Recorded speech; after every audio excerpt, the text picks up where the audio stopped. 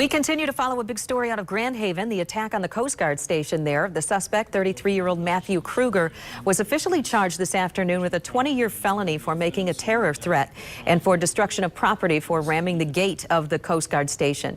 This was the scene on Sunday morning. Police say after making a bomb threat and blowing through that gate, he went into the station and attacked one of the guardsmen. It's certainly a startling situation, way out of place for that quiet lakeside community of Grand Haven, a tourist destination for Michiganders in the summertime. We do want to bring in tonight Grand Haven Mayor Geri McCaleb, live from the Coast Guard station. Mayor, thanks for joining us. I'm sure the incident rattled some nerves in Grand Haven. How are you doing today? Well, I think we handled everything very well. It was certainly, it's not something you expect, but it's something that our folks have trained for.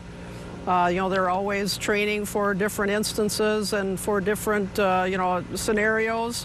And so I think, a lot of that training and that input worked very well, and they had everything taken care of in a short period of time. So I'm very gratified for our public safety officers and for our public works folks that they all got together and with the Ottawa County Sheriffs, and so we have a good working relationship with everybody, and so I think it turned out very well. Very gratified that other than a few bumps and bruises from our Coast Guardsmen, everything people are safe and the city is secure.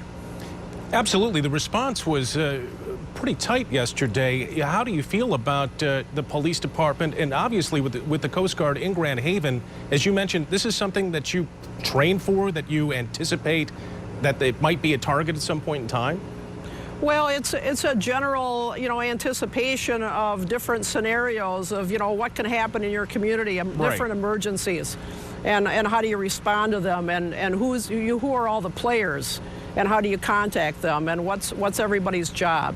And so that's the kind of things, the scenarios that they work out, and it worked very well because do you need emergency housing? So where is that going to be if you need to move people? Who do you need to contact, and who does the various who will take care of the various aspects of the emergency? And those are the kind of things that are part of training. Right. And it worked very well for us.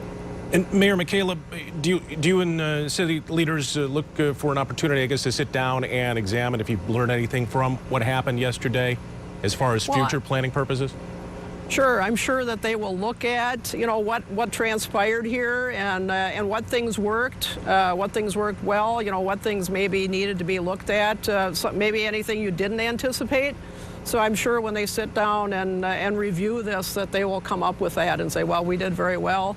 We need to improve here or there. But I think overall, people in this community, can be very satisfied with the response of our public safety officers and with the cooperation with our other units, with the Sheriff's Department, with the state police and all. So absolutely, I think we can be very happy. Like I say, plus our own the Department of Public Works that also helps. So wherever you need help, you know where to turn.